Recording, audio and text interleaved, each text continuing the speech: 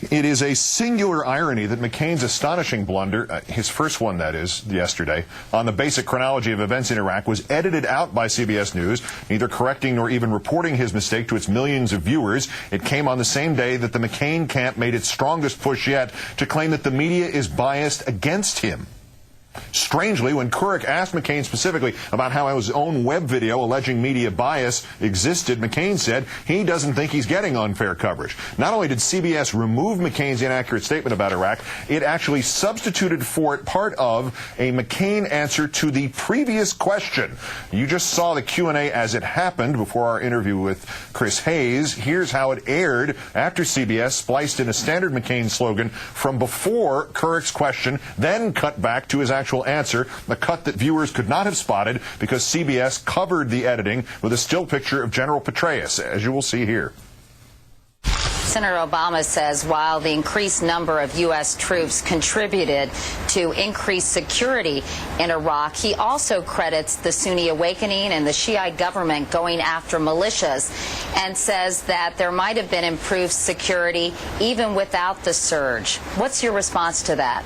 Senator Obama has indicated by his failure to acknowledge the success of the surge that he would rather lose a war than lose a campaign. Question 15, answer 14. Today we asked CBS News whether it is accepted practice for the network to alter interviews by swapping answers from different questions. CBS News responded, quote, "No, we are not happy about it, but mistakes happen." CBS declined to answer whether anyone there even realized that McCain had misspoken in the unedited version of the interview. Despite benefiting from the CBS mistake, the McCain campaign continues to work the ref, complaining about Obama's current media attention as if America's first black presidential candidate meeting with foreign leaders was somehow not major news, mocking the media that do cover McCain with luggage tags labeled JV Squad. Well, McCain does what exactly that the media should cover? First, he canceled today's news conference, and then after announcing a visit to an oil rig in the Gulf tomorrow, he canceled that too, as if John McCain facing down a hurricane somehow wouldn't be news. Let's turn now to MSNBC political analyst Rachel Maddow, host of her own program weeknights on Air America Radio. Rachel, good evening. Hi, Keith.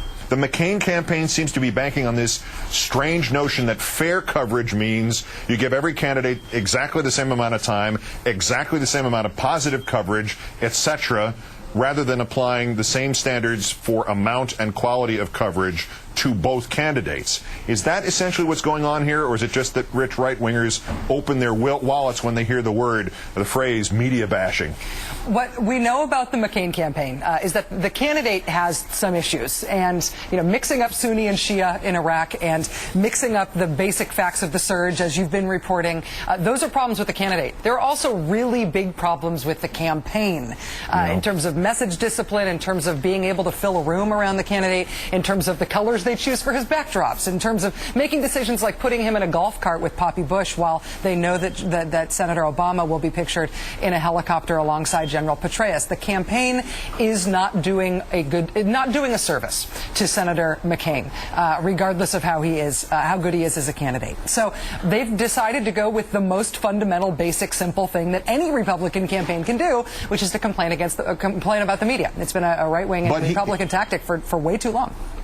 But he repeatedly has called the media his base, and obviously there's some bit of joke to that, but there's also got to be some truth to it. Now, we know there was an anti-Gore bias admitted to by many parts of the media in 2000.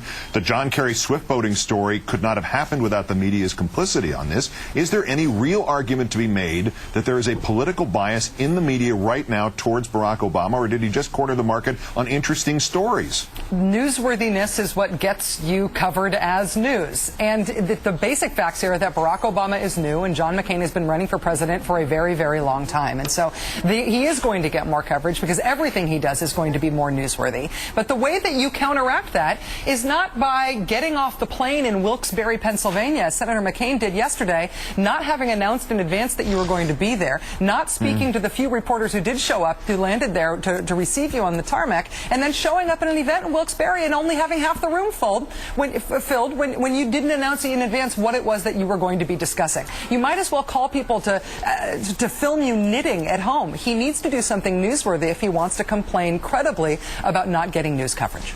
Yeah, if the campaign is a knock-knock joke, you're not going to get coverage. A question about CBS. We have that statement at last. Mistakes happen. Should we be considering here the possibility that a legendary news institution did not deliberately bury a McCain gaffe, but that it either didn't know about the chronology on the Anbar awakening relative to the surge, or didn't want to bother its viewers with, complicated facts? The thing that most worries me about what CBS did is that they decided to cut to a question where McCain led with this allegation that Barack Obama wants to lose the war for political purposes. What they felt like was more important than John McCain's big newsworthy gaffe on Iraq was an allegation essentially that Barack Obama is a traitor, and they wanted to make sure they got that in. That's what bothers me the most. Rachel Maddow of MSNBC, Air America, and of course, the evil liberal media. Thank you, fellow evil person. Thank you, Keith.